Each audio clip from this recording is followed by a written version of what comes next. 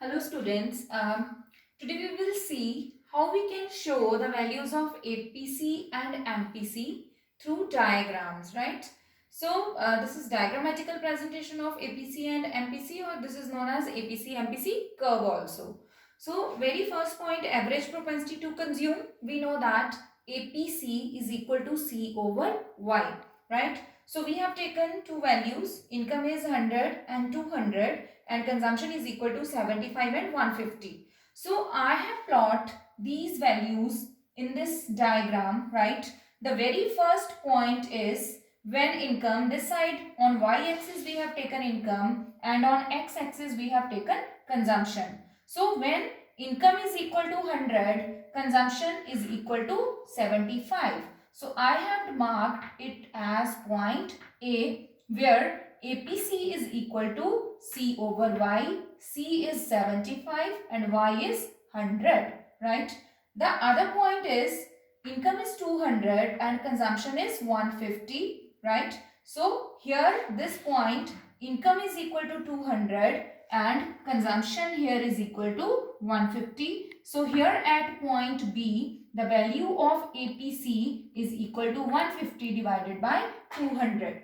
By joining the point A and B, we have got one straight line curve which is known as APC curve. So in 3 or 4 marks, they can ask you that diagrammatically show the APC, the value of APC or MPC.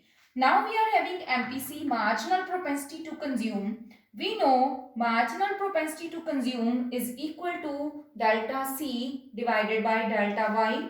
So here we have taken income is 100, 200 and 300 and consumption is equal to 75, 150 and 225. Here what we are seeing that every time income is changing by 100 and every time consumption is changing by how much? 75, right? So again we have plotted these values in one diagram, right? So this side on y-axis there is income and on x-axis there is consumption. The very first point again is same, that is income is 100 and consumption is 75. Then income is 200 and consumption is 150. How much change is there from 100 to 200? So their change in income is equal to 100. And how much change is there from 150 to 75? 75 changes there. So here at this point the MPC value is equal to 75 divided by 100, right? So here I have marked it as point A, right? Here income changes 100 and consumption changes 75. Now again at point B, income is changing from 200 to 300. So how much change is there in income? 100. And consumption is changing from 150 to 225. So again how much change is there in consumption? 75. So now at point B also, MPC is equal to 75 divided by 100 is equal to 0.75. Again by joining these 2 points we have got MPC curve, right? So this way you can show it, and when you will draw the diagram, always keep in mind you have to explain the diagram also. So this question can come in 3 and 4 marks. After consumption function, right, or propensity to consume, we are having another topic, that is propensity to save or saving function, right? What is saving function? Saving function tells us about the relation between income and savings. Now propensity to save, this means also the same, that at different levels of income, what will be the different level of savings. So as consumption depends upon income, same way savings is also a function of income only, right? S is equal to function of Y.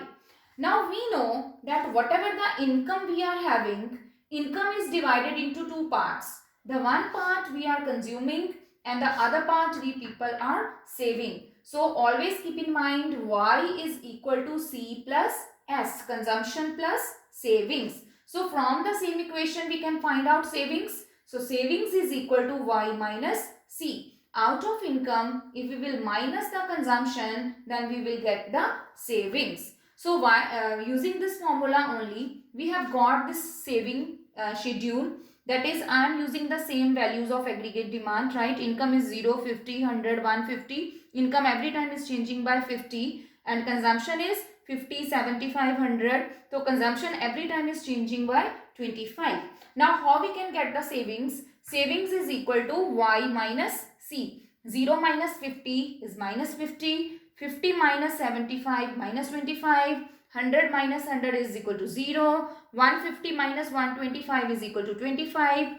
200 minus 150 is equal to 50. 250 minus 175 is equal to 75. 300 minus 200 is equal to 100.